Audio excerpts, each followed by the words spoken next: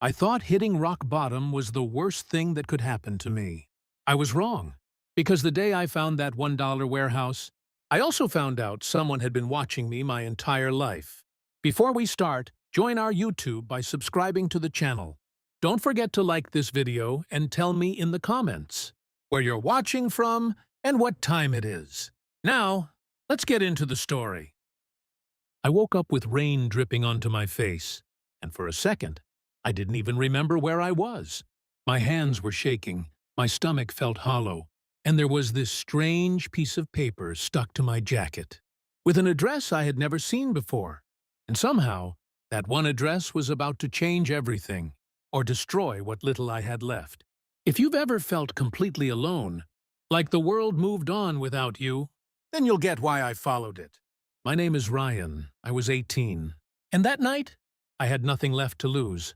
3 days earlier, I was still pretending my life was normal. I mean, not good, just normal enough to survive. I was crashing on a friend's couch, eating whatever scraps I could find, telling myself it was temporary, that I'd figure things out. But people get tired of you, even the ones who swear they won't. Ryan, you gotta go. That's what Jake said. He wouldn't even look at me when he said it. I didn't argue. What was the point? I could see it in his face. I wasn't a friend anymore. I was a problem. So I packed everything I owned into a backpack. 2 shirts, a cracked phone, and a photo of my mom I couldn't throw away, no matter how much it hurt to look at. Funny thing is, I didn't cry. I thought I would. I thought getting kicked out would break me completely. But it didn't. It just emptied me, like there was nothing left inside to break. Anyway, I ended up walking for hours that night. No destination, just moving, because stopping meant thinking, and thinking meant remembering. And I couldn't handle that. The city looked different when you had nowhere to go. Lights felt colder. People felt distant. Even the noise. It didn't sound alive anymore. I sat under a broken bus stop for a while, watching cars pass like they belonged to another world. That's when it started raining. Not light rain, the kind that soaks through everything in seconds. I pulled my jacket tighter, but it didn't help. And that's when I felt it. That piece of paper. It was stuck inside my jacket pocket, like it had been there the whole time. But I swear, I hadn't seen it before. I pulled it out. No name, no explanation. Just an address. And written under it, in messy handwriting, "Go before someone else does." I stared at it for a long time. I mean, who even writes something like that? At first, I thought it was some kind of joke. Maybe Jake slipped it in my pocket, or someone at the gas station. But the thing is, something about it didn't feel random. It felt targeted, like it was meant for me. Now think about this. You're 18. You've got no money, no home, no one waiting for you. And suddenly, you're holding a piece of paper that feels like a chance or a trap. I stood there in the rain, arguing with myself. This is stupid, Ryan. You don't even know where it leads. But what if it's something? What if it's nothing? What if it's worse? Yeah, that last one stuck with me. But here's the truth. When you've already lost everything, worse doesn't scare you the same way anymore. So I checked the address on my phone. It barely worked. Screen cracked. Battery dying. The location popped up. Edge of the city. Old industrial district. I'd never been there before. Actually, no one really went there anymore. Abandoned buildings. Broken factories. The kind of place people avoid unless they have a reason. And I didn't have a reason. But I went anyway. The walk took almost 2 hours. Rain didn't stop. My shoes were soaked. My hands numb. I couldn't feel my toes by the time I got close. The streets started getting quieter. Fewer cars, fewer lights, until eventually there was almost nothing. Just rows of old buildings, windows shattered, signs hanging loose like they were about to fall any second. I checked the paper again. Same address.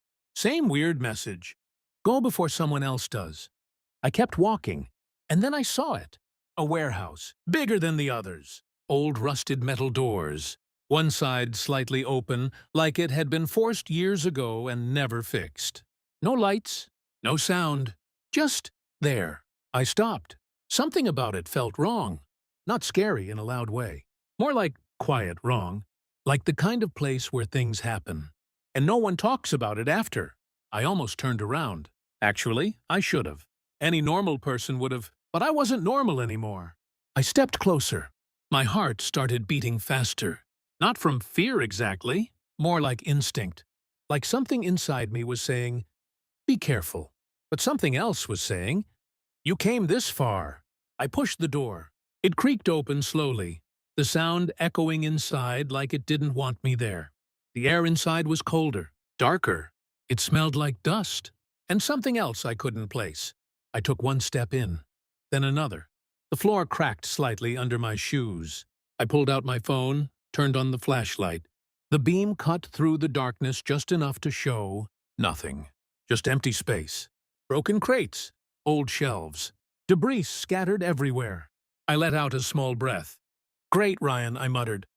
You just walked 2 hours in the rain for trash. I almost laughed. Of course it was nothing. Of course it was a waste. That's how life had been going, right? I turned to leave. And that's when I heard it. A sound. Soft. Metal, scraping against something. I froze. Hello? I called out. No answer. Just silence again. I waited. My heart pounding now. Probably just the wind, I whispered to myself. Yeah, that made sense. Except there was no wind inside. I slowly turned back, shined my flashlight deeper into the warehouse. And that's when I saw it. At the far end, half hidden in shadows. A door. Not like the broken stuff around it. This one was different. Clean, closed, and locked. I frowned. Why would there be a locked door? In a place like this? I started walking toward it. Slowly, carefully, each step. Louder than the last in the empty space. The closer I got, the more something felt off. Not dangerous, just important. Like that door didn't belong here. Like it was hiding something. I reached it, ran my hand over the surface. Cold metal. No rust, no dust. It looked new. My chest tightened. Okay, this isn't normal. I looked around. Nothing. No tools, no signs, no explanation. Just that door. And then I noticed something else. A small keypad on the side. Numbers. A lock. My stomach dropped. Of course it's locked, I said under my breath. I stepped back, thought about it. This is where it ends, I told myself. Whatever this is, it's not for you. I turned away again, ready to leave for real this time. But then I remembered the note. Go before someone else does. Someone else. Meaning, this wasn't just random. Someone expected this place to be found. And maybe, not just by me. I looked back at the door. And that's when I saw it. Scratched lightly into the metal. Almost invisible unless the light hit it just right. 3 numbers. 1, 8, 7. I stared at them. What are the chances? My hand started shaking again. Slowly. I turned back to the keypad, hovered my fingers over the buttons. This is crazy. Just leave. But I didn't. I typed the numbers. 1, 8, 7. There was a pause, a soft click, and then the door unlocked. I stopped breathing. Because whatever was behind that door was never meant to be found by someone like me, and I had just opened it. The click echoed louder than it should have. I didn't move right away. My hand was still on the keypad, fingers frozen like they didn't belong to me anymore. For a second, I actually thought about locking it again, pretending none of this happened. But here's the thing. You don't come this far just to walk away from answers, even if those answers scare you. I pushed the door open, slowly. It didn't creak like the front door. No rust, no resistance, just smooth. That's when I knew. This place wasn't abandoned. At least, not all of it. The room inside was completely different from the warehouse. Clean, organized, lit by a single hanging bulb that flickered just enough to make everything feel off.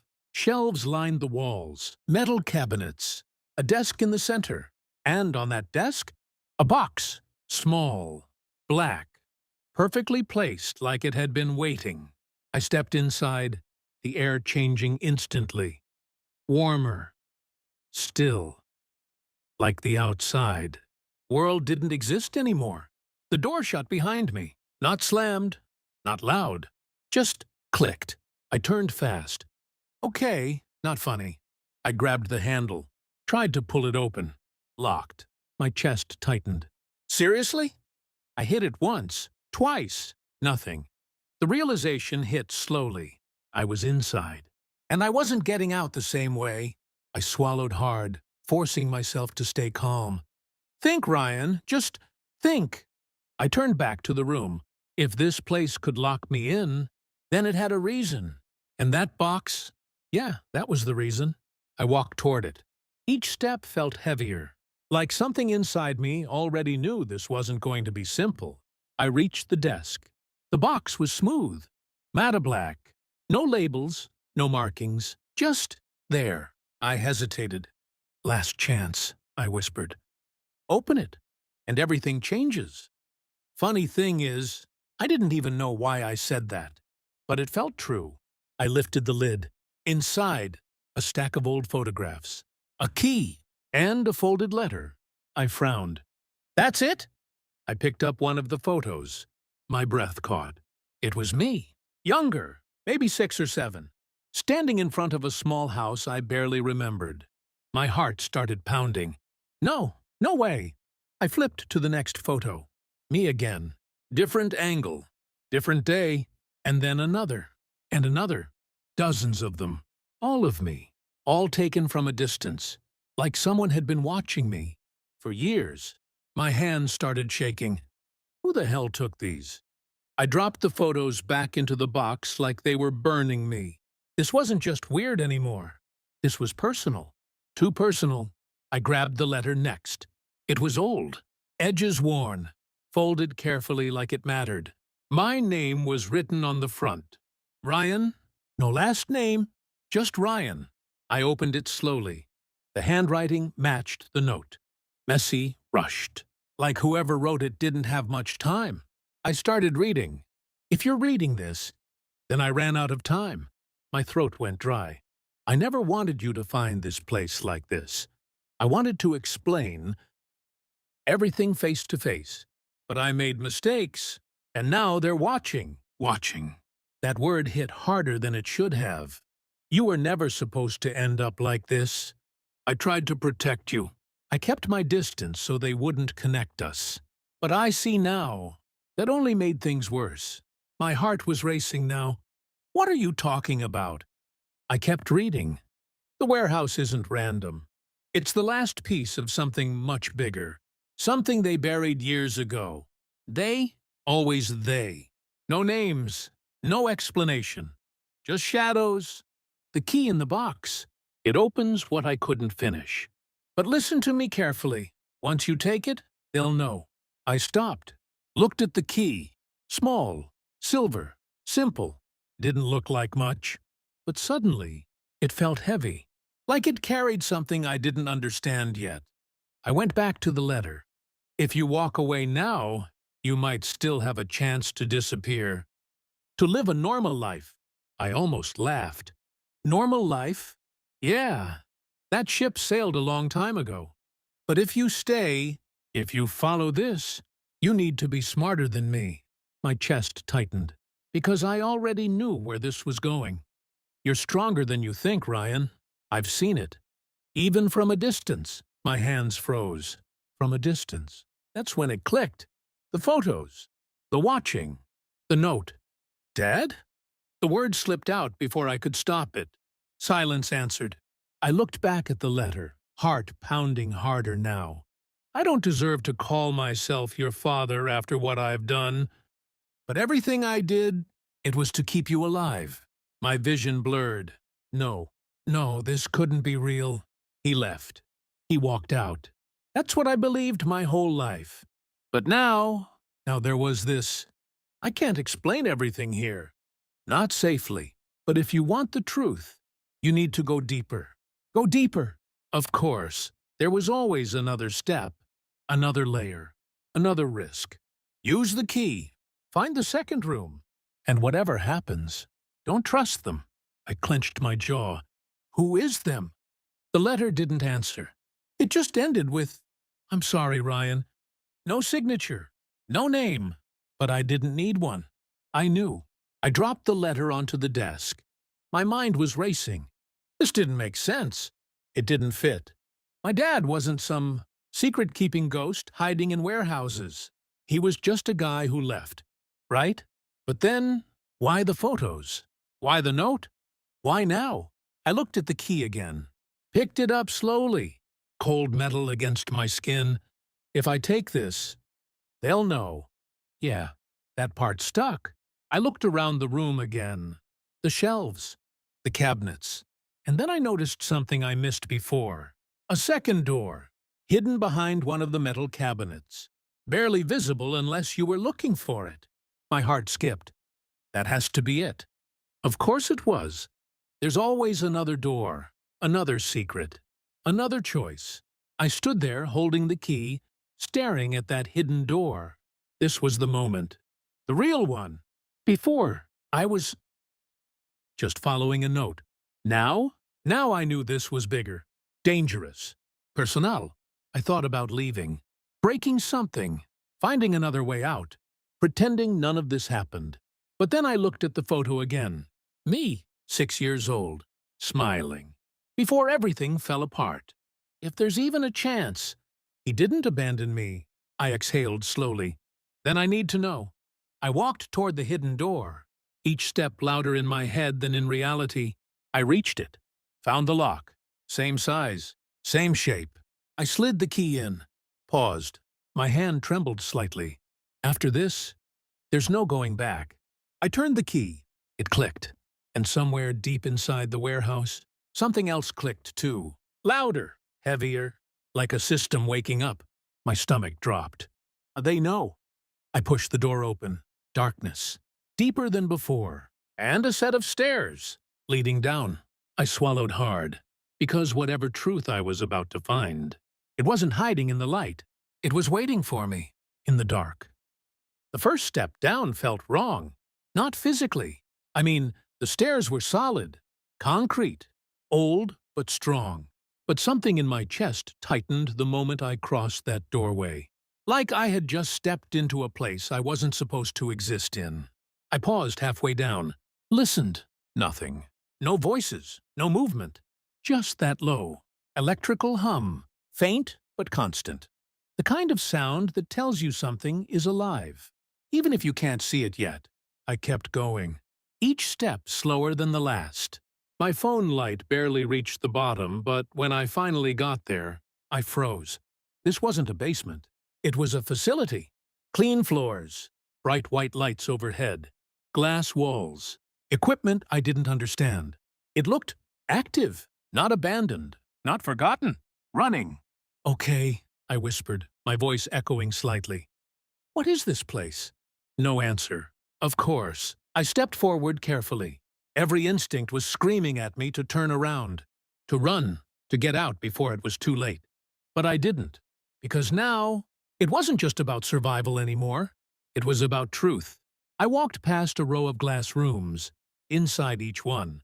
Screens, machines, and files. So many files. Names, dates, numbers. I stopped at one of the glass panels, wiped the dust slightly, and that's when I saw it.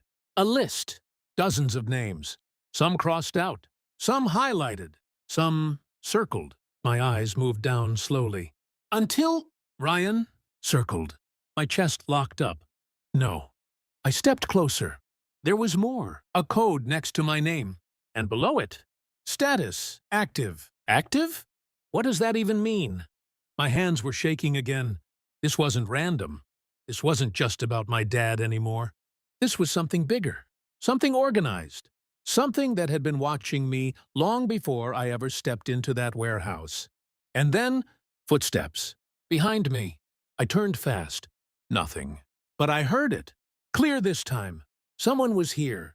My heart started racing. They're already here. The letter. They'll know. I backed away from the glass, looked around for somewhere to hide. There wasn't much. Just open space. Glass rooms. Nowhere safe. The footsteps got closer. Slow. Calm. Not rushed. Whoever it was, They weren't afraid, which meant they knew something I didn't. Ryan! The voice came from behind me. I froze, because I knew that voice, even after all these years. I knew it. I turned slowly, and there he was, standing under the white lights. Older, tired, but unmistakable. My dad. For a second I couldn't speak, couldn't move. All the anger I thought I had, all the questions, gone, replaced by something else. Confusion. "You're alive," I said finally. He nodded slightly. "Yeah." Silence stretched between us. "Years of it." "You left," I said, my voice tighter now. "You just disappeared." "I didn't leave you," he said quietly. I almost laughed. "Oh, really?" "Because it felt exactly like that. I was trying to protect you." "There it is," I snapped. "That's what the letter said, too." "Protect me from what?" He looked around, like the walls could hear us. "From them." I clenched my jaw. "Stop saying them, like it explains anything." He stepped closer. "They run this place, and others like it." "What is this place?" I asked. He hesitated, then said it. "A tracking program." My stomach dropped. "Tracking what?" "You." Silence. Heavy. Unreal. "Me?" "And others," he added. "People like you." "People like me?" I repeated. "What does that even mean?" He looked at me carefully. "People who were selected." That word hit wrong. Selected. Like I wasn't just some random kid who got unlucky. Like I was chosen. For something. "I don't understand," I said. "I know," he replied. "I didn't want you to." "Yeah? Well, you don't really get that choice anymore." He sighed, ran a hand through his hair. "This started before you were born. A private corporation. They were experimenting, tracking behavioral patterns, resilience, adaptability." I shook my head. No, that's not—" "They placed children in controlled environments," he continued. "Different backgrounds, different struggles." My chest tightened.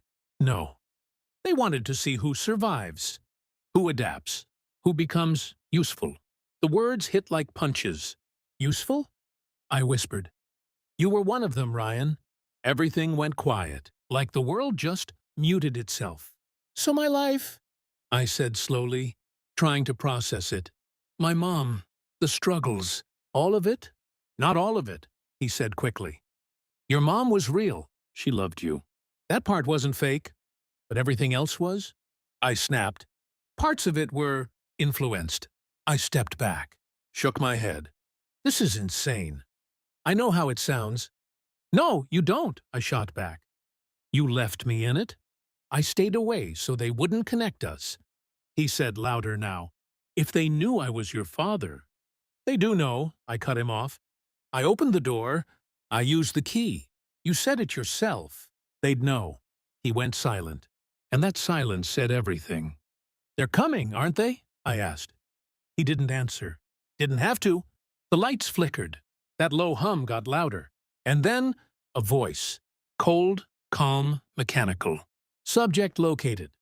My heart dropped. "No. Containment team en route." I looked at him. "What do we do?" For the first time, he looked unsure. And that scared me more than anything. "Ryan," he said, stepping closer. "Listen to me carefully. You're not just part of their system anymore." "What does that mean?" "It means you've proven something they didn't expect." I frowned. "What?" He looked me straight in the eyes. "You found this place on your own." I blinked. "And?" "And no one has ever done that before." That's when it hit. This wasn't supposed to happen. "No," he said. It wasn't. The doors at the end of the hall slammed open. Heavy footsteps. Multiple people. We didn't have time. "Come on," he said. Grabbing my arm, we ran. Down the corridor. Past the glass rooms. Alarms started blaring. Red lights flashing. Everything changed in seconds. "Where are we going?" I shouted. "There's another exit," he said. "I set it up years ago. Just in case." "Just in case what?" "In case you found me." That hit different. Even now, he had been waiting, planning, hoping. We turned a corner, a metal door ahead. He pulled another key from his pocket. hands shaking slightly. Come on, come on. Behind us, stop! Voices. Closer. Louder. The door clicked open. We rushed inside. Another staircase, leading up this time. We didn't stop, didn't look back. By the time we reached the top, cold air hit my face. We were outside, behind the warehouse. Dark, quiet, empty, like none of it existed. We kept running until the building disappeared behind us, until the noise faded, until it was just silence again. I bent over, catching my breath. What? What happens now? He looked at me, really looked at me. And for the first time, I didn't see a stranger. I saw someone who had been fighting the whole time. They won't stop, he said. Yeah, I figured. But now, he added, you're not alone anymore. I exhaled slowly, looked back toward the warehouse. Everything I thought my life was gone, replaced by something bigger, darker, but also clearer. I used to think I was just unlucky, I said quietly. He nodded. I used to think I was abandoned. He didn't speak. But now, I continued, I see it differently. I stood up straight. For the first time, not feeling weak, not feeling lost. They tried to control my life. I looked him in the eyes, and I still found my way here. A small smile formed on his face. Exactly. I nodded. So here's what we do. He raised an eyebrow. We don't run forever. I turned back toward the darkness, toward whatever was coming next. We take it back. The system, the truth, my life, everything. Because they made one mistake. They thought I'd break. They thought I'd stay lost. But I didn't. And I won't. If you've ever felt like life was stacked against you, like someone else was writing your story, just know this. They don't get the final say. You do. And trust me, I'm just getting started. If you made it this far, tell me something. Would you have opened that door? And if you did, would you keep running or fight back? Either way, make sure you're ready, because some doors change everything.